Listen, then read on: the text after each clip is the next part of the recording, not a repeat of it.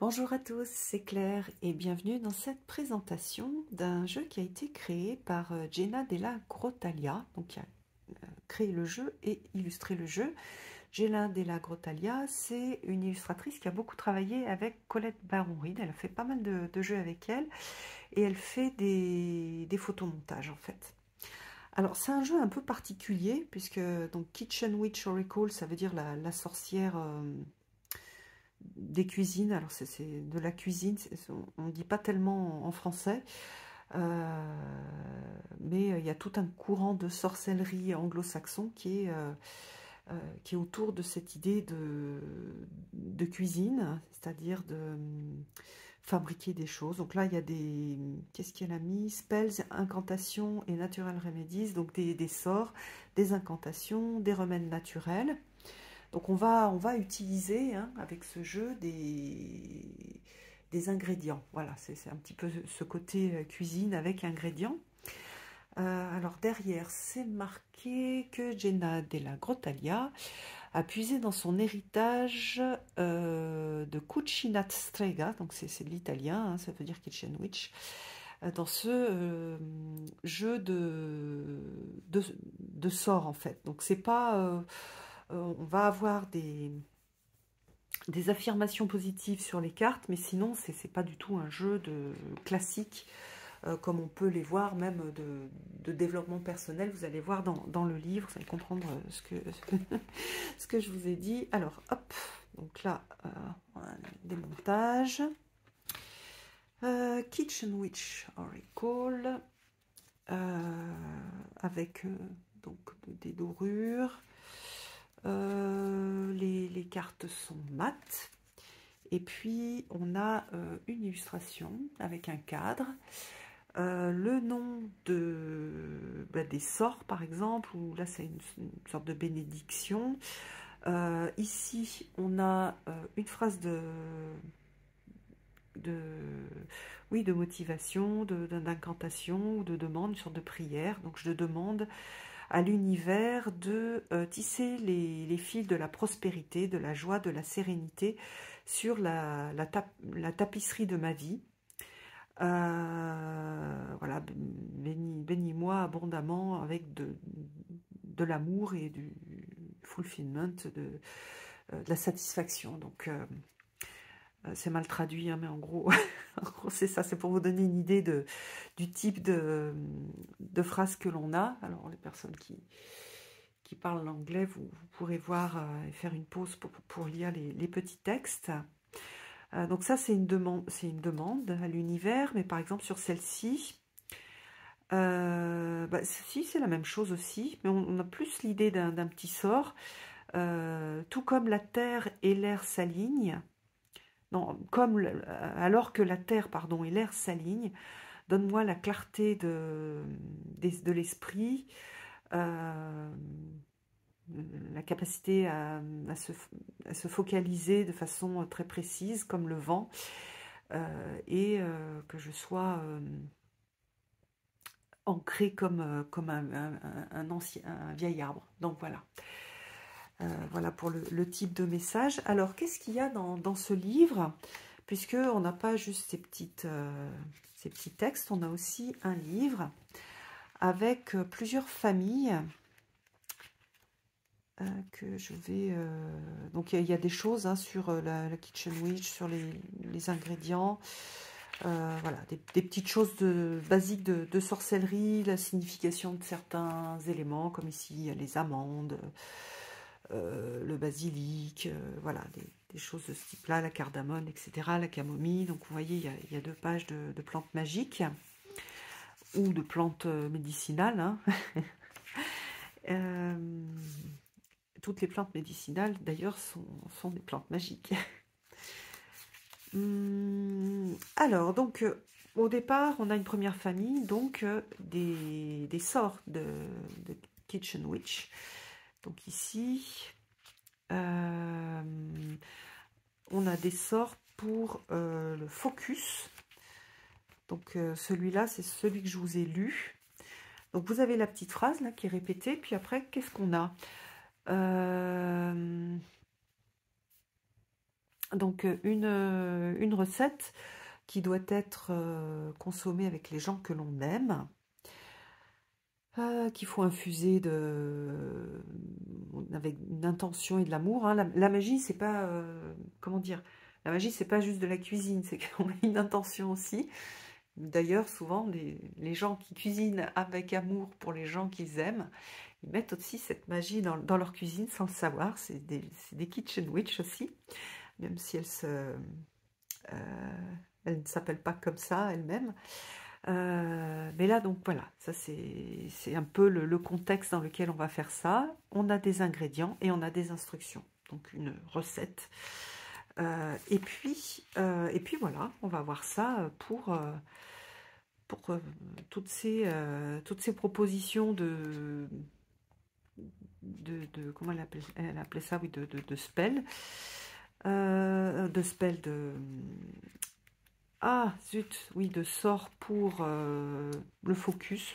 Bon, je sais pas pourquoi, je sais pas si c'est bien choisi, focus. J'aurais peut-être pas mis ça comme thème, mais bon, bref. Voilà, on a un Winter Simmer Pot. Donc là, pour se focaliser sur... Ah oui, c'est pour ça qu'il y a focus. Pour s'aider à se focaliser, pour apporter de la positivité après un hiver froid et sombre. C'est sympa ça. C'est le moment. Alors, une pomme, des cranberries, une orange, une branche de pin, des baies de juniper, de genévrier, je crois, un bâton de cannelle, des trèfles et des étoiles d'anis. Donc voilà, on a tout ça. Qu'est-ce qu'on fait? Alors ça, c'est pas à consommer, c'est à disperser en fait à l'extérieur des portes et des fenêtres pour accueillir toutes les bénédictions dans sa maison. Donc c'est très sympa en fait, c'est des petites activités de sorcellerie sympas qui sont proposées. Moi je me vois l'utiliser, mais pas du tout en tant que jeu de cartes, plutôt, enfin en tant que carte, mais plutôt en tant que petit livre en fait avec des propositions d'activités sympas. Ça c'est pour aider au rêve lucide. Alors là après on a l'équilibre. Donc là on a un nettoyage pour nettoyer son aura, booster sa positivité et s'aider to get you out of a rut.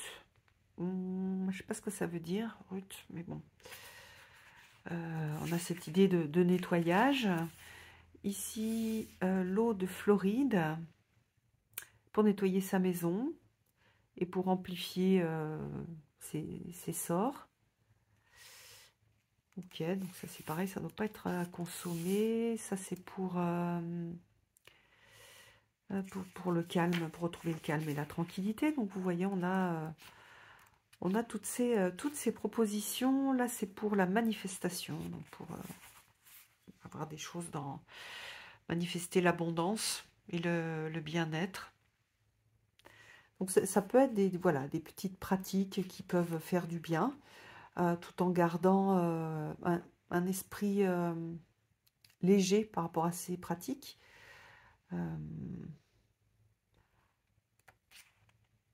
Là c'est pour... Il doit y avoir, je pense, une par saison, donc une activité par saison qui est proposée.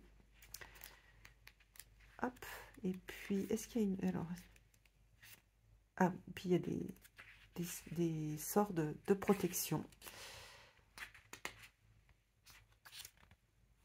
Une protection pour la maison avec du sel, réclamer son pouvoir.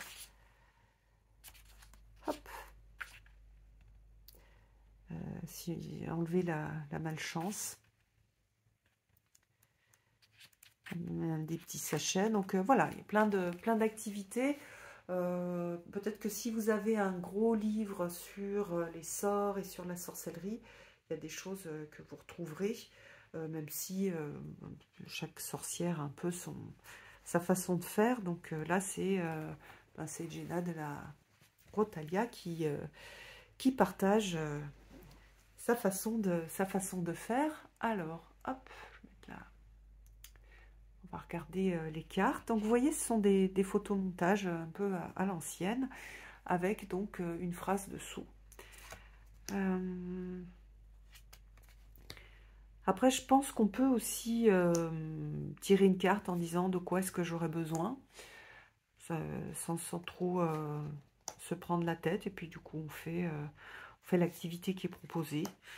Donc là, on a vraiment plein de... Ben, on a 36 activités qui sont proposées. 36 activités très simples hein, pour les sorcières...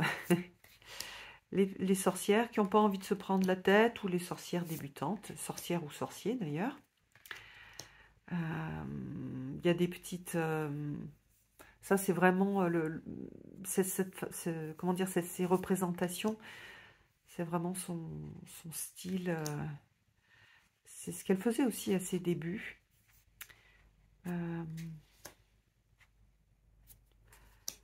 Donc voilà, avec des montages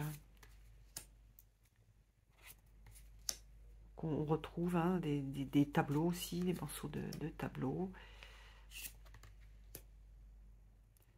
Alors, hop, c'est pour l'argent, pour la chance. C'est sympa cette illustration. Un sachet pour attirer l'amour. L'amour, ben là c'est aussi... Alors qu'est-ce que c'est? Là c'est pour... Ah, c'est un sachet. Et là un simmer pot. Je sais pas ce que c'est un simmer pot, faudrait que je regarde. Une potion d'amour. Donc voilà, trois cartes autour de l'amour. L'aventure, un nouveau job, protection de la maison. On peut utiliser aussi hein, dans le cadre des rituels que l'on va réaliser. Donc par exemple, si on fait un petit sachet de protection, on peut aussi le mettre à côté de... par exemple, à côté du petit sachet, on peut mettre la carte. Attendez, je vais regarder quand même Simmerpot. Si je comprends ce que c'est. Parce qu'il y en a pas mal. Là, c'est un pot, en fait. Ça doit être un pot pourri, je pense.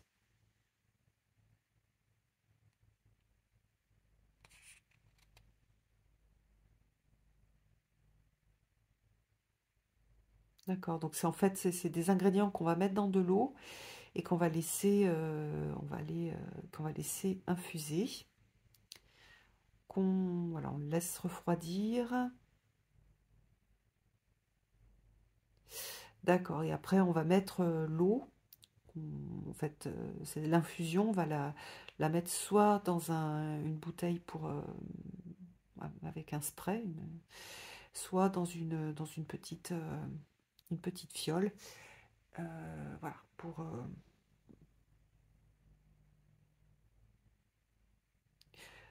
pour en mettre un peu sur les portes, sur les... Ici, là, voilà, voilà, on va les mettre, on va les pulvériser à des endroits particuliers. Ok. Donc, ça veut dire que quand on a le petit sachet, c'est